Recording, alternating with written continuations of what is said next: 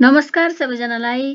सदाझै आज पनि 2077 चैत महिनाको युवा मञ्चमा प्रकाशित अति महत्त्वपूर्ण विषयगत लोकसेवा सामग्री लिएर आएकी छु। यस्ता महत्त्वपूर्ण सामग्री चाहनुहुन्छ भने TSCN PSC च्यानल सब्स्क्राइब गर्नुहोला। लोकसेवा प्रतिस्पर्धा सारथी अन्तर्गत विषयगत खण्ड। प्रश्न नम्बर 1, सङ्घीय प्रणाली भनेको के हो? नेपालमा सङ्घीय प्रणालीलाई कसरी आत्मसात गरिएको छ? चर्चा गर्नुहोस्। एउटा देशलाई एकभन्दा बढी प्रान्त, राज्य वा प्रदेशमा विभाजन गरेर शासन सञ्चालन गर्ने पद्धतिलाई सङ्घीय प्रणाली भनिन्छ। यो एउटै देशमा बहु सरकारद्वारा राज्य शक्तिको प्रयोग गर्ने राजनीतिक प्रणाली हो। यस व्यवस्थामा केन्द्र सरकार, प्रान्तीय, राज्य, प्रदेश सरकार र स्थानीय सरकार गरी कतै यी मध्ये 2 वा कतै 3 प्रकारको सरकार हुने गर्दछ। संविधानले प्रत्येक तहका सरकारको अधिकार र जिम्मेवारी तोकी एक आपसमा समन्वय तथा सहकार्यको व्यवस्था गरेको हुन्छ। सबै तहका सरकारका आआफ्नै मौलिक शक्ति हुन्छ। आफ्ना विषयमा निर्णय गर्न सबै सक्षम हुन्छन्, स्वायत्त हुन्छन्। साझा विषयमा यी सबै समान रहन्छन्।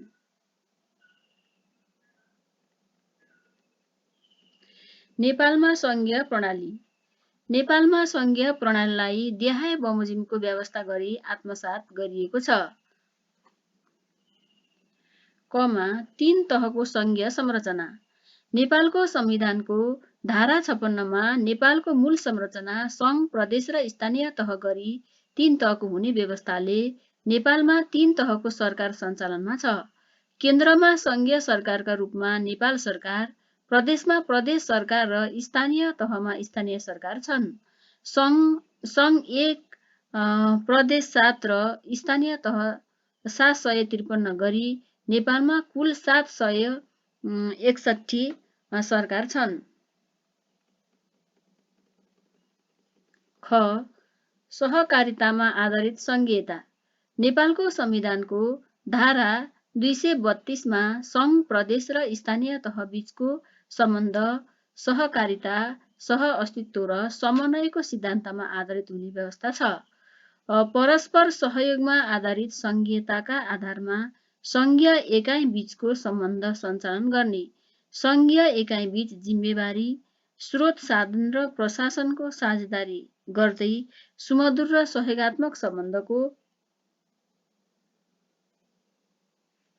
विकास र विस्तार गर्ने राज्यको राजनीतिक उद्देश्य तथा नीति छ।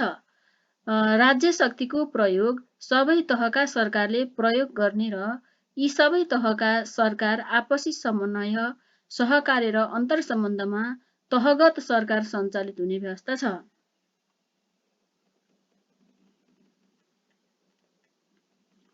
ख. कानुनी व्यवस्था।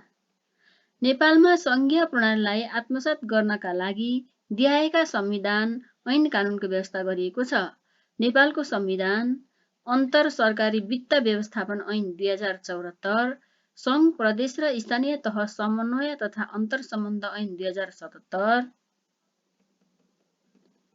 राष्ट्रिय प्राकृतिक स्रोत तथा वित्त आयोग ऐन 2074, स्थानीय सरकार सञ्चालन ऐन 2074, आर्थिक कार्यविधि तथा वित्तीय उत्तरदायित्व ऐन 2076, कर्मचारी समायोजन ऐन 2075।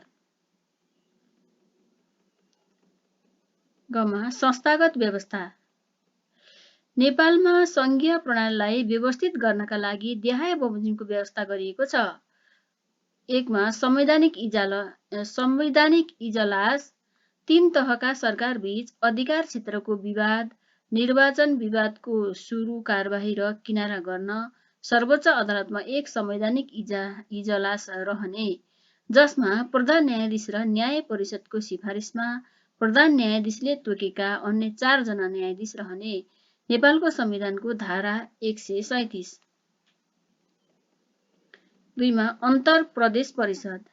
3 तहका सरकारबीच उत्पन्न राजनीतिक विवाद समाधान गर्न प्रधानमन्त्रीको अध्यक्षतामा गठन। नेपालको संविधानको धारा 234। 3. राष्ट्रिय समन्वय परिषद सङ्घ प्रदेश र स्थानीय तह बीच समन्वय तथा अन्तर्सम्बन्ध व्यवस्थित गर्न प्रधानमन्त्रीको अध्यक्षतामा गठन सङ्घ प्रदेश र स्थानीय तह समन्वय तथा अन्तर्सम्बन्ध ऐन 2077 को दफा 16।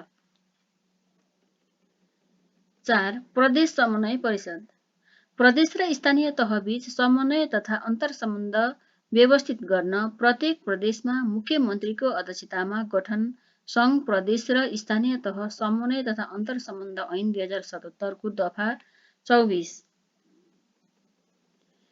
5. अन्तर सरकारी वित्त परिषद सङ्घ प्रदेश र स्थानीय तह बीच अन्तर सरकारी वित्त व्यवस्थापनका विषयमा आवश्यक परामर्श तथा समन्वय गर्न नेपाल सरकारको अर्थ मन्त्रीको संयोजकत्वमा अन्तर सरकारी वित्त परिषदको गठन अन्तर सरकारी वित्त व्यवस्थापन ऐन 2074 को दफा 33। 6. राष्ट्रिय प्राकृतिक स्रोत तथा वित्त आयोग सङ्घ प्रदेश र स्थानीय तह बीच राजस्व बाँडफाँड अनुदान वितरण आन्तरिक ऋणको सीमा प्राकृतिक स्रोतको बाँडफाँड राजस्व असुलीमा सुधार लगायतका विषयमा विस्तृत आधार तथा ढाँचा निर्धारण गर्न सिफारिस गर्न नेपालको संविधानको धारा 251, 252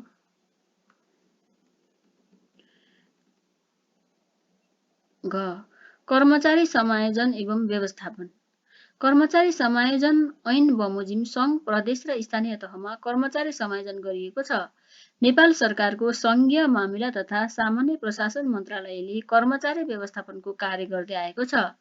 नेपाल सरकारको सङ्घीय निजामती सेवामा कर्मचारी भर्ना तथा छनौटको कार्य लोकसेवा आयोगले प्रदेश निजामती सेवा तथा स्थानीय तहको सेवामा आवश्यक पर्ने कर्मचारी भर्ना तथा छनौटका लागि प्रदेश लोकसेवा आयोगको गठन भई कार्य हुन थालेको अवस्था छ।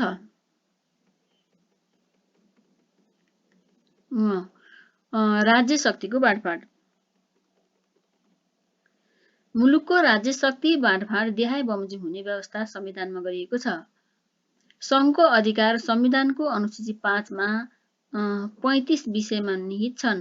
यी विषयमा सङ्घीय संसदले कानून बनाउन सक्ने। प्रदेशको अधिकार संविधानको अनुसूची 6 मा 21 विषयमा निहित छन्। यी विषयमा प्रदेश सभाले कानून बनाउन सक्ने। सङ्घ र प्रदेशको साझा अधिकार संविधानको अनुसूची 7 मा 25 विषयमा निहित छन्। यी विषयमा सङ्घीय संसद र प्रदेश सभाले कानून बनाउन सक्ने। स्थानीय तहको अधिकार संविधान अनुसूची 8 मा 22 विषयमा निहित छन्। यी विषयमा गाउँ नगर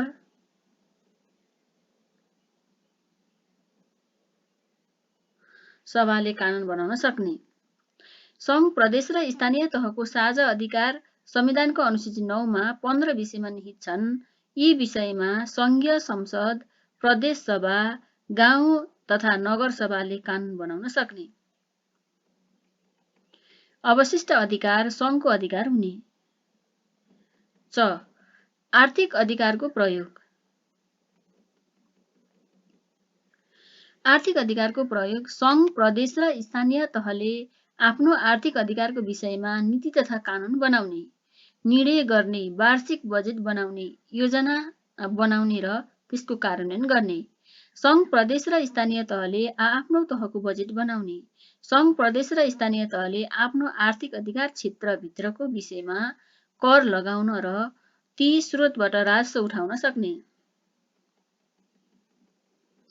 सङ्घले साझा सूचीका विषयमा र आर्थिक अधिकारका अन्य क्षेत्रमा प्रदेशलाई समेत लागू हुने गरी आवश्यक नीति, मापदण्ड र कानून बनाउन सक्ने।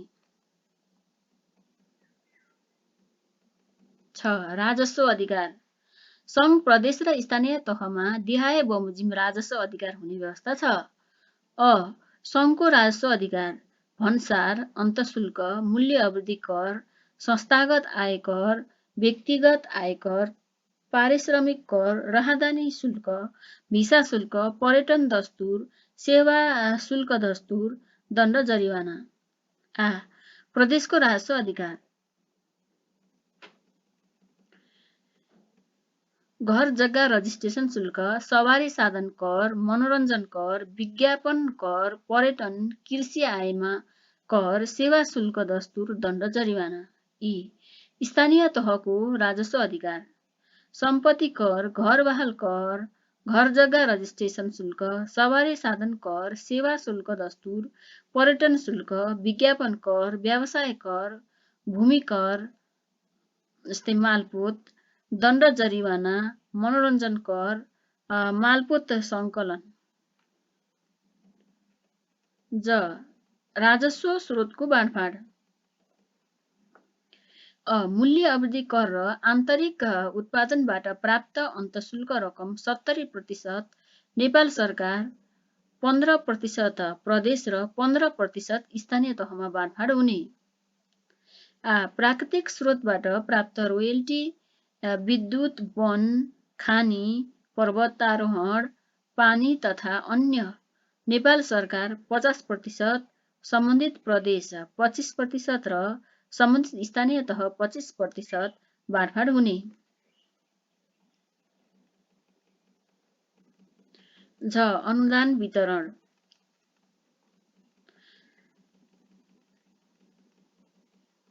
नेपाल सरकारले प्रदेश र स्थानीय तहलाई वित्तीय समानीकरण अनुदान, सशर्त अनुदान, सम्पूरक अनुदान र विशेष अनुदान वितरण गर्ने। वैदेशिक सहायता र ऋण। वैदेशिक सहायता र ऋण लिने अधिकार नेपाल सरकारको हुने। त्यस्तो सहायता तथा ऋण लिँदा देशको समष्टिगत आर्थिक स्थायित्व हुने गरी लिनुपर्ने। आन्तरिक ऋण। नेपाल सरकार, प्रदेश र स्थानीय तहले राष्ट्रिय प्राकृतिक स्रोत तथा वित्त आयोगले सिफारिस गरेको सीमाभित्र रही आन्तरिक ऋण लिन सक्ने, तर प्रदेश र स्थानीय तहले आन्तरिक ऋण लिनु अघि नेपाल सरकारको सहमति लिनुपर्ने। बजेट व्यवस्थापन। नेपाल सरकारको सङ्घीय बजेट जेष्ठ 15 गते, प्रदेश सरकारको बजेट असार 1 भित्र र स्थानीय तहको बजेट असार 10 भित्र प्रस्तुत गर्नुपर्ने संवैधानिक एवं कानुनी व्यवस्था रहेको छ।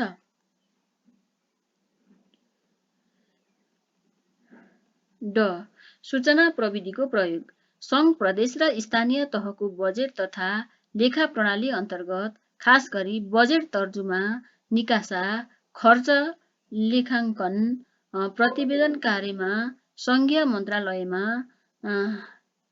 LMB IS, प्रदेश मन्त्रालयमा PLMB IS र स्थानीय तहमा SUT RA सूत्र प्रयोगमा रहेको छ।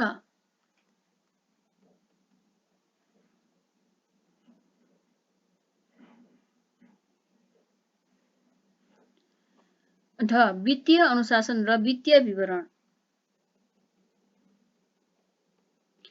तीनै तहले आफूलाई प्राप्त सबै आय आफ्नो सञ्चित कोषमा दाखिला गर्नुपर्ने। तीनै तहले बजेटको व्यवस्था गरी सम्बन्धित व्यवस्थापिकाबाट स्वीकृत भएपछि मात्र खर्च गर्नुपर्ने। अनुदानको रकम जुन प्रयोजनका लागि प्राप्त भएको हो सोही प्रयोजनका लागि प्रयोग गर्नुपर्ने। पुँजीगत खर्चको रकम चालु खर्चमा रकमान्तर गर्न नपाइने। तीनै तहले आय र व्ययको लेखा परीक्षण गरी 15 दिनभित्र सोको विवरण सार्वजनिक गर्नुपर्ने। तीनै तहले बजेट कार्यान्वयनको वार्षिक समीक्षा गरी सोको विवरण सार्वजनिक गर्नुपर्ने।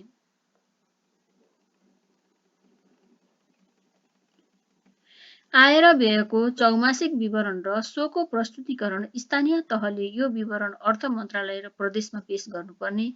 प्रदेशले यो विवरण अर्थ मन्त्रालयमा पेश गर्नुपर्ने। प्रदेश र स्थानीय तहबाट यो विवरण पेश नभएमा नेपाल सरकारले अनुदान रोका गर्न सक्ने। एकीकृत वित्तीय विवरण र सोको प्रस्तुतिकरण।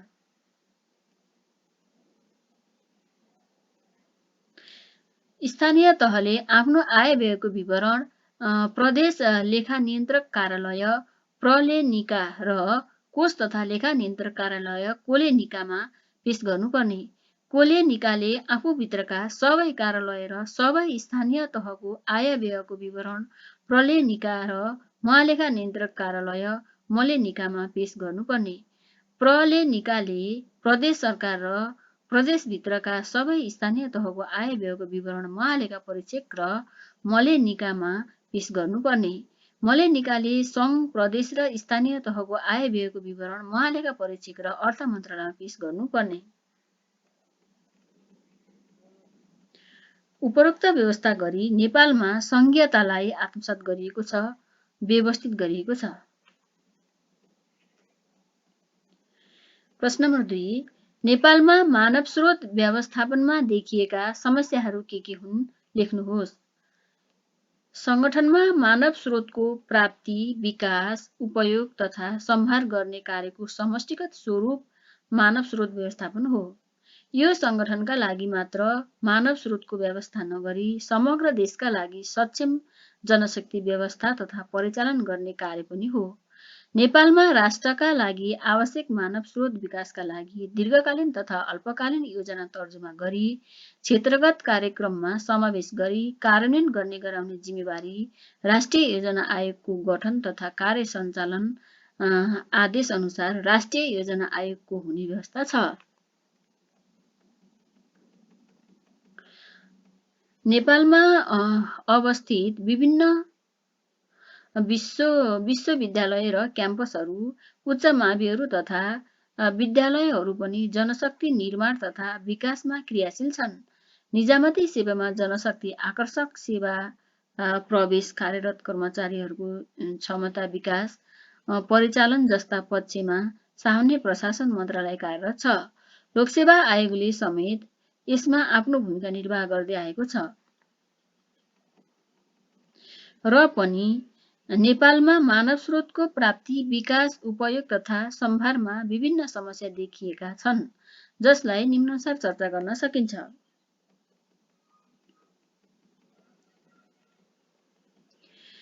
सार्वजनिक क्षेत्रमा जनशक्ति प्राप्ति सम्बन्धमा स्पष्ट कार्ययोजना नहुनु, निजामती सेवामा लोकसेवा आयोगले जस्तो वार्षिक कार्यतालिका अरू निकायले तर्जुमा गरी लागू गर्न नसक्नु, सङ्गठनको कार्य प्रकृति तथा गर्नुपर्ने कार्य अनुरूपको सरल र व्यवहारिक पाठ्यक्रम तर्जुमा गर्नुपर्नेमा सो हुन नसकेको, सम्पादन गर्नुपर्ने कार्यसँग पाठ्यक्रमलाई आबद्ध गर्न नसकिएको,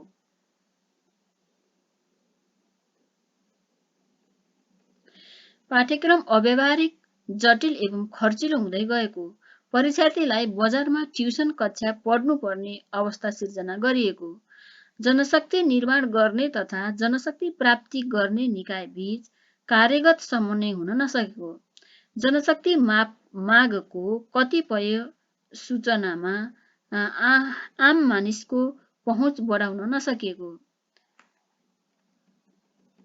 छनौट प्रक्रियामा ढिलाइ हुने गरेको, तालिम कार्यक्रम व्यावहारिक हुन नसक्नु, तालिम प्रदान गर्ने निकाय बीच समन्वय हुन नसक्नु, मानव साधन विकासमा लगानी कम गर्नु, यस कार्यले कम महत्त्व पाउनु,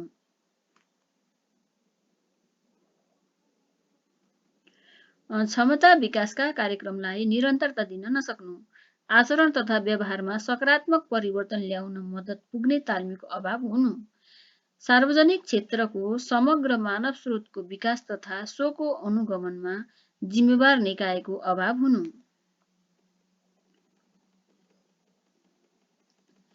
मानव स्रोत उपयोग तथा परिचालनमा स्पष्ट कार्ययोजनाको अभाव हुनु, सक्षम मानिसले जिम्मेवारी पाउने व्यवस्था लागू हुन नसक्नु, राम्रो मान्छेले भन्दा हाम्रो मान्छेले महत्त्व पाउनु, कार्य विवरण लागू गर्न नसक्नु,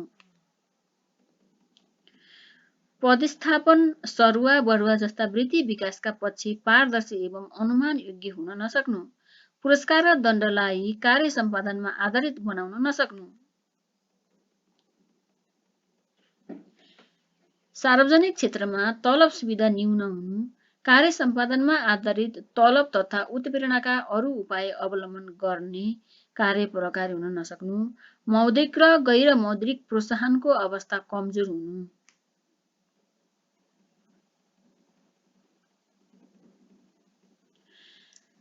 सार्वजनिक सुनवाई भनेको के हो? सार्वजनिक सेवा प्रवाहलाई प्रभावकारी बनाउन सार्वजनिक सुनवाईको कस्तो भूमिका हुन्छ? चर्चा गर्नुहोस्। सार्वजनिक सेवा प्रवाहलाई स्वच्छ, पारदर्शी एवं सहज बनाउन सरकारी निकायका पदाधिकारी र सरकारवाला सेवाग्राही बीच छलफल गर्ने एवं विचार आदान प्रदान गर्ने कार्यलाई सार्वजनिक सुनवाई भनिन्छ। यो सेवा प्रदायक र सेवाग्राही बीच हुने एक औपचारिक भेटघाट कार्यक्रम पनि हो। यस्तो कार्यक्रम सेवाग्राहीलाई अग्रिम सूचना गरी तोकिएको मिति, स्थान र समयमा हुने गर्दछ। नेपालमा सुशासन, व्यवस्थापन तथा सञ्चालन ऐन 2064 तथा नियमावली 2065 ले सार्वजनिक सेवा प्रवाह गर्ने कार्यालय प्रमुखले प्रत्येक 4 महिनामा कम्तीमा एक पटक सार्वजनिक सुनवाई गराउनु पर्ने व्यवस्था छ। सार्वजनिक सेवा प्रवाहलाई प्रभावकारी बनाउन सार्वजनिक सुनवाईको भूमिका। सार्वजनिक निकायद्वारा प्रदान गरिएका सेवा सुविधा सम्बन्धमा व्यापक छलफल गरी देखिएका कमी कमजोरी हटाई सेवा प्रवाहमा सुधार ल्याउन सार्वजनिक सुनवाईको भूमिका बहुआयामिक हुन्छ। यसको भूमिकालाई निम्न अनुसार चर्चा गर्न सकिन्छ। कार्यालयका काम कारबाही बारे सेवाग्राहीलाई सूचना प्रवाह गर्ने, कार्यालयका काम कारबाही बारे छलफल गराउने, सबल एवं कमजोर पक्ष पत्ता लगाउने, सेवा प्रवाहमा सुधार ल्याउन सल्लाह सुझाव प्राप्त गर्ने, सरकारी निकायका काम कारबाहीलाई जनमुखी, पारदर्शी एवं कानुन सम्मत बनाउन सहयोग पुग्ने, जनगुनासो सम्बोधन गर्न सकिने हुँदा सेवाग्राहीसँग असल सम्बन्ध बढ्ने, समन्वय तथा सञ्चारको पक्ष बलियो हुने।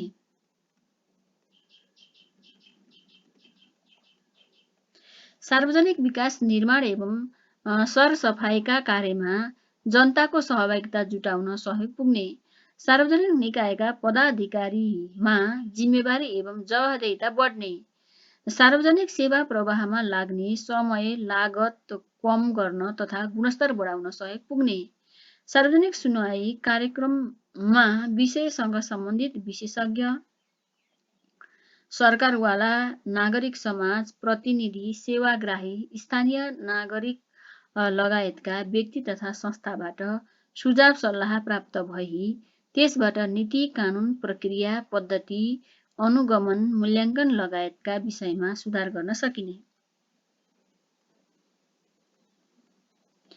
प्रश्न नम्बर 4, आन्तरिक पदपूर्तिका सबल र दुर्बल पक्षहरू के हुन् लेख्नुहोस्। संगठनमा सेवा भित्रका कर्मचारीको बढुवा गरेर रिक्त पदको पूर्ति गर्ने तरिका आन्तरिक पदपूर्ति हो। यो बढुवा व्यवस्था हो। सेवा भित्रका कर्मचारीको बढुवा गर्दा कार्य सम्पादन, मूल्याङ्कन, ज्येष्ठता, तालिम, शैक्षिक योग्यता, नेतृत्व क्षमता, अनुशासन आदिलाई आधार मान्ने गरिन्छ।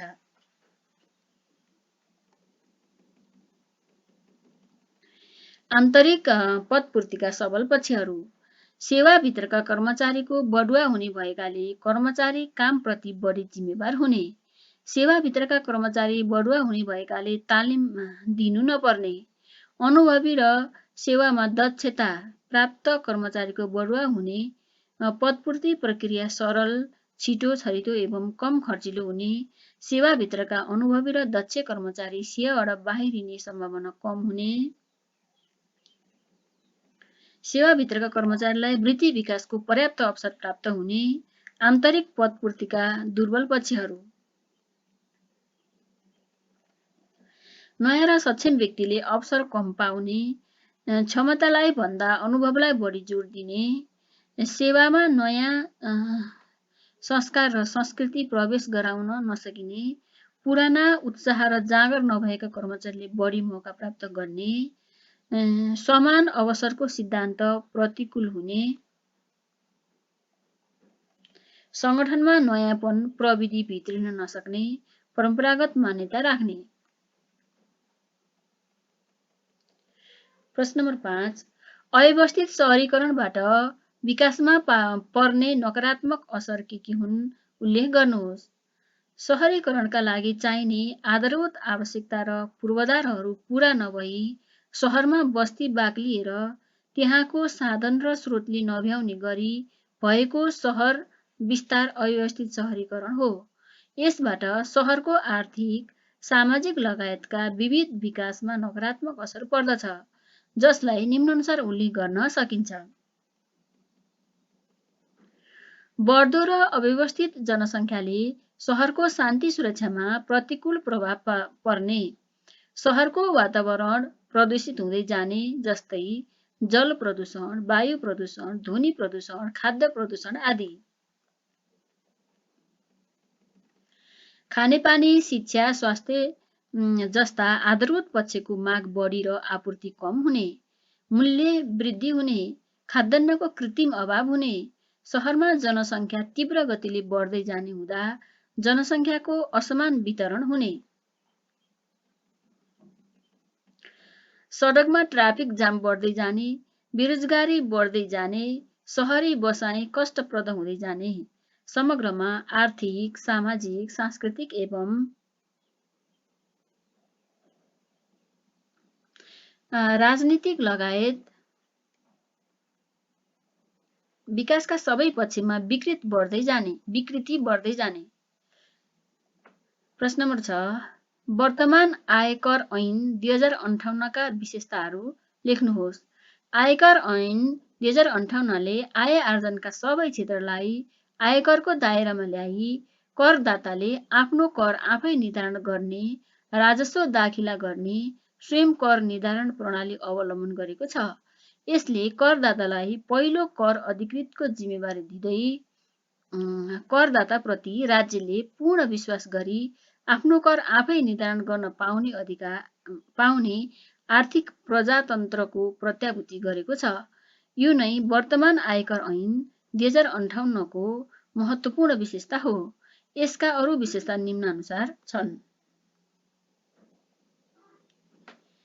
व्यवसाय, रोजगारी, लगानी र आकस्मिक लाभलाई आयका स्रोत मानी कर लगाउने व्यवस्था गरेको, कर छुट सम्बन्धी स्पष्ट व्यवस्था गरिएको, आय आर्जनसँग सम्बन्धित खर्चहरू कट्टी गर्न पाउने व्यवस्था गरिएको, विदेशमा तिरेको कर मिलान गर्न पाइने व्यवस्था गरिएको,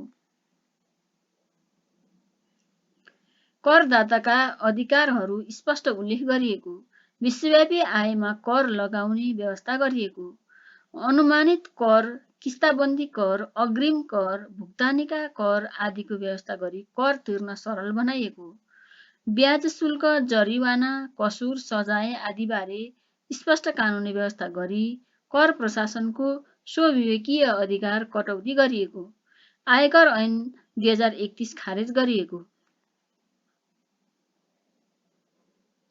प्रश्न नम्बर 7, नेपालमा निजामती कर्मचारीले के कति बिदा पाउने व्यवस्था छ उल्लेख गर्नुहोस्। निजामती सेवा ऐन 2049 को दफा 71 अनुसार नेपालमा निजामती कर्मचारीले देहाय बमोजिमका बिदा पाउने व्यवस्था छ। 1 मा भइपरि आउने पर्व बिदा, 2 घर बिदा, 3 बिरामी बिदा, 4 प्रसुति बिदा, 5 प्रसुति स्याहार बिदा, 6 क्रिया बिदा, 7 अध्ययन बिदा, 8 असाधारण बिदा। त्यसैगरी कुनै निजामती कर्मचारीको पति वा पत्नी विदेश स्थित नेपाली राजदूतावास वा नियोगमा खटी गएमा त्यस्तो निजामती कर्मचारीले तोकिए बमोजिम बेतलबी बिदा पाउने व्यवस्था छ।